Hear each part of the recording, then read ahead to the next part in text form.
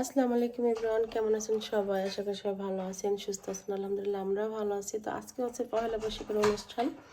তো আমরা যাব এখন। তো রেডি হয়ে গেছি, সবাই নিচে নেমে গেছে, শুধু আমি বাসাতে আছি।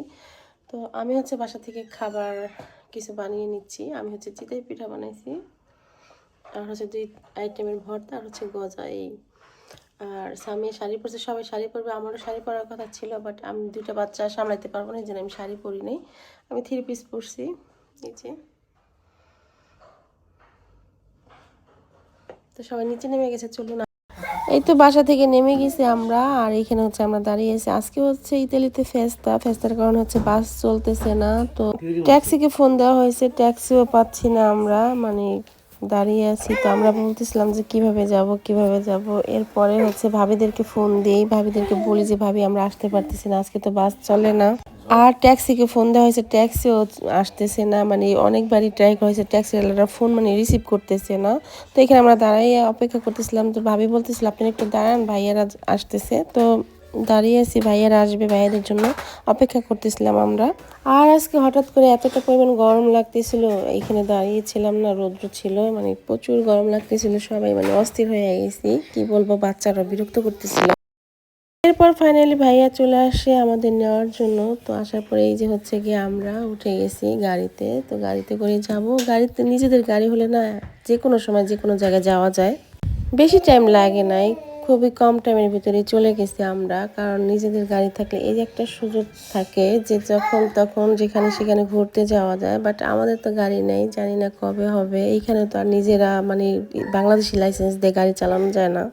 আর ইতালিতে লাইসেন্স নিতে হলে পড়াশোনা করতে হবে। তো আপনাদের ভাই তো কাজ করে, কাজের ফাঁকে ফাঁকে হচ্ছে গিয়ে একটু ক্লাস করার চেষ্টা করে, কিন্তু সেভাবে করে করতে পারে না, কন্টিনিউ ক্লাসে টাইম দিতে হয়। আর আপনাদের ভাই হচ্ছে অনলাইনে ক্লাস করে, সে তো আর এখানে যে ইতালিয়ান স্কুল ওইটাতে ভর্তি হতে পারে না। ওটা ভর্তি হলে হচ্ছে কন্টিনিউ আপনার ক্লাসে যেতে হবে। সে হচ্ছে অনলাইনে ক্লাস করে, যখন হচ্ছে গিয়ে কাজে থাকে তখন ক্লাস করতে পারে না। ফিক্সড টাইম হচ্ছে গিয়ে যে টাইমে ক্লাস করে ওই টাইমে হচ্ছে আপনাদের ভাইয়া কাজে থাকে। যেমন এই সপ্তাহে হচ্ছে কাজে আছে, এখন হচ্ছে দুপুর থেকে, এই টাইমে হচ্ছে গিয়ে এখন ক্লাস আছে 2টা থেকে ক্লাস থাকলে তো সে ক্লাস করতে পারে না। আর আছে রাত্রে 8টার দিকে। এই হচ্ছে একটা প্যারা, যার কারণে হচ্ছে গাড়ির লাইসেন্স নিতে একটু ঝামেলা হচ্ছে আমাদের। তো ইনশাল্লাহ সবই হবে আস্তে আস্তে, হয়তো বা একটু লেট হবে, এই আর কিছু না। কারণ আমার সব স্বপ্নে আল্লাহ পূরণ করতেছে, নেক্সট আমার এই স্বপ্নটাও ইনশাল্লাহ পূরণ হয়ে যাবে।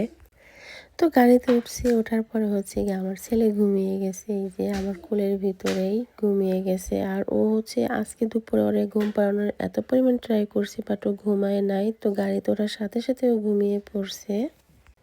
তো আমরা এই যে চলে আসছি। তো আমি হচ্ছে গিয়ে শাড়ি পরে নি, সবাই শাড়ি পরছে, যার কারণে হচ্ছে গিয়ে আমি আসার সাথে সাথে আমাকে হচ্ছে কি জোর করে ভাবি শাড়ি পরিয়ে দিছে। কিন্তু আমার তো ব্লাউজ নাই, ব্লাউজ ছাড়া কীভাবে শাড়ি পরবো। তো আমার জামার উপরে হচ্ছে গিয়ে আমি শাড়ি পরে নিয়েছি কোনো রকম একটু। যাই হোক, এদিকে একটা বিপদ ঘটে গেছে, আনন্দের মাঝখানে একটা হঠাৎ করে একটা বিপদ হয়ে যায়। সেটা হচ্ছে এর আগে গত সপ্তাহে যখন আমি আসছিলাম, তখন সুফিয়া এইভাবেই খেলা করছিল, ভাবিদের ওয়াশরুমের দরজা মানে অফ করছে আবার অন করছে। কিন্তু হঠাৎ করে আজকে হচ্ছে গিয়ে সুফিয়া যায় কিভাবে যেন দরজাটা লক করে দিছে ভিতর থেকে।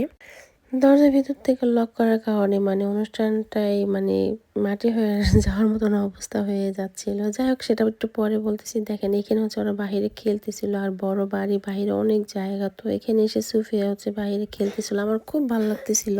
আর আমার ছেলেও ওইখানে এসে খুবই ভালো থাকে, ওরা অনেক খেলাধুলা করছে, তারপরে অনেক ভালো সময় পার করছে। যখনই সন্ধ্যা হয়ে গেছে তখন বাসার ভিতর যে এমন বিরক্ত শুরু করছে, পুরো অনুষ্ঠানটাই মানে মাটি হয়ে গেছে আমার।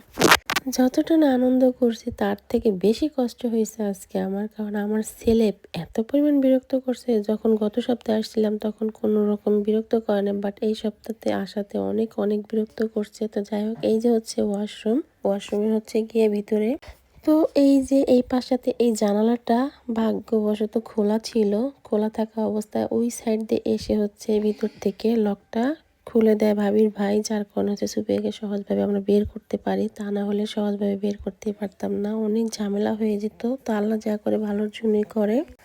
আর বাচ্চা কাচ্চা কখন কি করবে আসলে বোঝাই কষ্ট। তো আমি যখন শাড়ি পরতেছিলাম, রুমের ভিতরে দরজা লক করাই ছিল, তখনই হচ্ছে সুফিয়া এই ঘটনা ঘটে।